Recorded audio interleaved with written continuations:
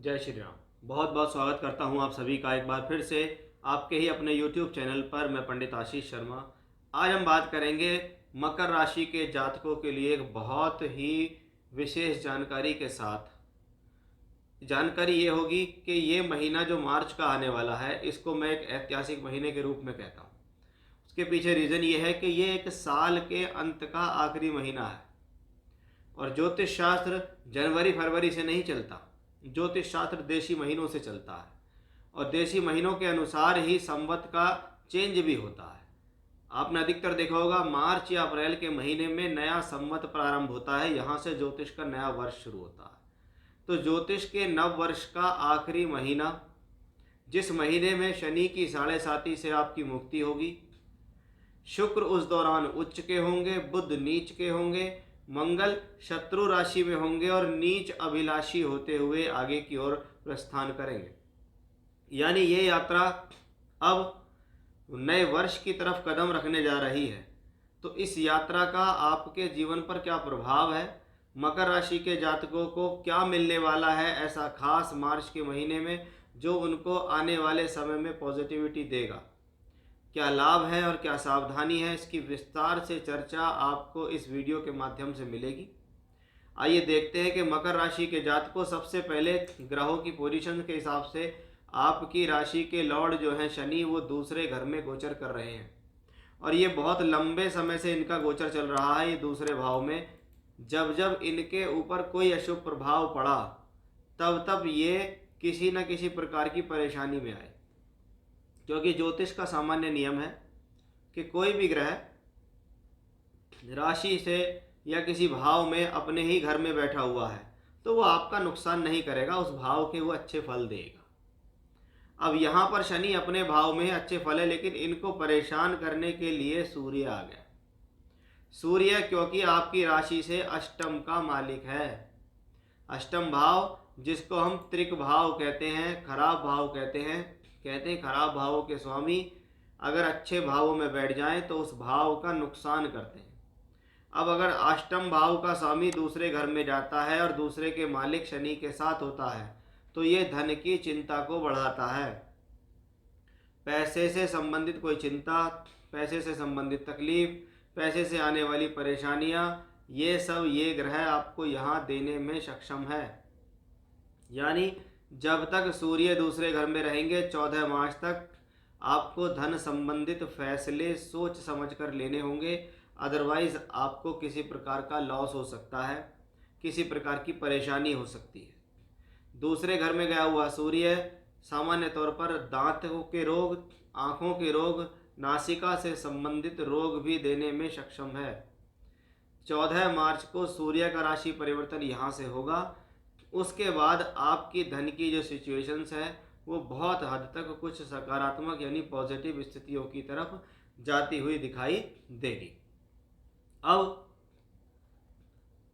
सूर्य भी इस महीने में 29 तारीख को राशि परिवर्तन कर लेंगे और राशि परिवर्तन करके पहुंच जाएंगे। अब वो मीन राशि में, यहाँ से शनि की 7.5 भी खत्म हो जाएगी। हमारे अगले ग्रह आते हैं गुरु। यह भी पिछले लंबे समय तक यही है। पहला प्लेनेट कौन था शनि, उसको सूर्य ने दूषित किया। दूसरा प्लेनेट है गुरु, ये भी पिछले काफ़ी समय से इसी भाव में गोचर कर रहे हैं। अब गुरु का बल कहाँ बढ़ता दिखता है, क्योंकि गुरु एक तो त्रिकोण भाव में है, ये एक अच्छा भाव है।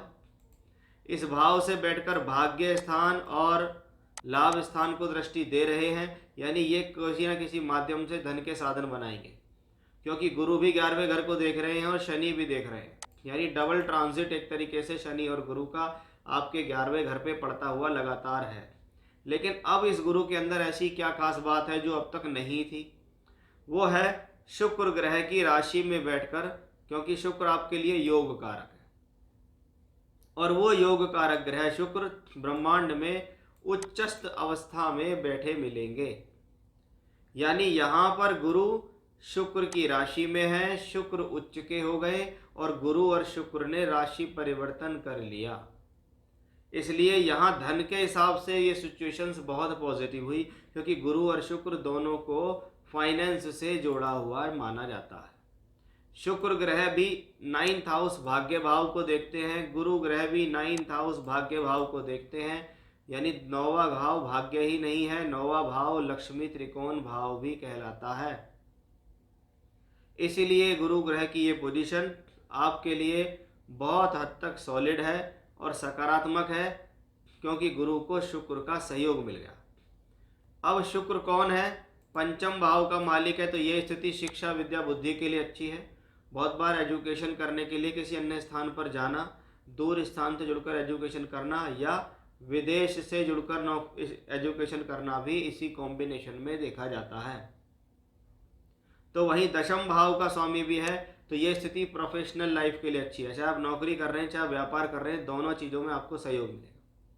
तीसरे घर में है तो नौकरी और कार्य क्षेत्र के लिए, व्यापार के लिए ट्रैवलिंग्स हो सकती है। बहुत बार किसी प्रकार का ट्रांसफ़र होना भी ऐसी स्थितियों में दिखता है कि नौकरी पर है, उसी नौकरी में चलते हुए किसी अन्य स्थान पर जाकर काम करने का मौका आपको मिल गया। यह भी हमें इस शुक्र ग्रह से ही दिखता है। यानी गुरु और शुक्र का एक सुंदर मेल यहाँ दिखा। अब बुध यहाँ नीच के हैं। अब नीच का ग्रह सुनते ही व्यक्ति के मन में आता है कि भी प्लेनेट नीच का है तो खराब है। लेकिन अगर नीच का ग्रह ऐसा किसी को मिल रहा है तो भैया सबको नीच का ग्रह मिलना चाहिए, क्योंकि ये प्लेनेट यहाँ शुक्र के साथ है। शुक्र उच्च का है तो इसका नीच भंग राजयोग करता है। गुरु की राशि में है, गुरु त्रिकोण में है, एक और बल बुध को मिल गया, कोई अशुभ प्रभाव उस पर नहीं हुआ। और बुध ग्रह भाग्येश होकर भाग्य स्थान को देखते हैं, शुक्र योग कारक होकर देखते हैं, गुरु धन कारक होकर देखते हैं। तो 9वां भाव भाग्य का भाव है। इसको कहते हैं ऐसी दशाओं में भाग्य का बल मिलता है, भाग्य का सहयोग मिलता है। 9th हाउस भाग्य भी है, 9th हाउस धन भी है, 9th हाउस हायर एजुकेशन भी है और 9वां भाव विदेश यात्रा भी है। तो इसको कहते हैं यात्राओं से फायदा मिलने का एक संयोग। वो भी हमें शुक्र और बुध की स्थितियों से पता लग गया। एक अंतिम प्लेनेट है मंगल, प्लेनेट ऑफ एनर्जी। छठे घर में मंगल को बिठा दो और निश्चिंत हो जाओ कि भाई मेरे जीवन की सारी लड़ाइयाँ तुम्हें लड़नी है। अगर यहाँ छठे घर में रोग ऋण शत्रु है तो इन रोग ऋण शत्रुओं से अकेले एनर्जी का मंगल ग्रह लपेट लेगा, अकेला लड़ लेगा उनसे। रोग आने दो, ऋण आने दो, शत्रु आने दो, मैं सबको परास्त कर दूंगा, आप निश्चिंत हो जाओ। लेकिन छठे घर में मंगल अगर हो तो वो 12वें घर को देखता है। इसको हम ये कहते हैं कि भैया अपनी एनर्जी को संभाल के खर्च करना है, अपने क्रोध को काबू में रखना है, जल्दबाजी से बचना है, धैर्य रख के। ऐसी स्थिति में किसी ने आपको उकसा दिया और आप उसके उकसाए में आ गए और उसके उकसाए में आने के बाद आपने अपना नुकसान कर लिया, ये आपके लिए घाटे का सौदा रह जाएगा। ऐसी स्थिति में क्योंकि मंगल जब तक यहाँ है, चतुर्थेश हो गए हैं, तो कोई भी भूमि जमीन ज़्यादा प्रॉपर्टी से संबंधित मामला हो उसको ठोक बजा कर करें, अदरवाइज ऐसी स्थिति में व्यक्ति लॉस ले लेता है।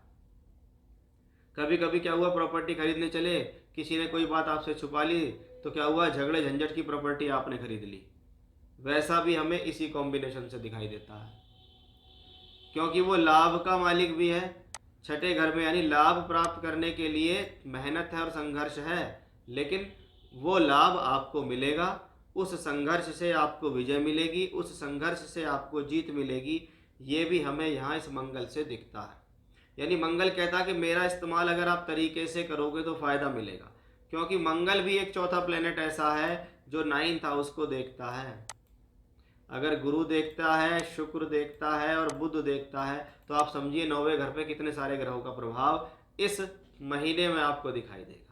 और जब भाग्य स्थान पर इतने सारे ग्रह हों तो इसका मतलब कुछ बेटर होने की स्थिति आगे दिखती है कि भाई हाँ, मेरा भाग्य अब आगे साथ देने वाला है।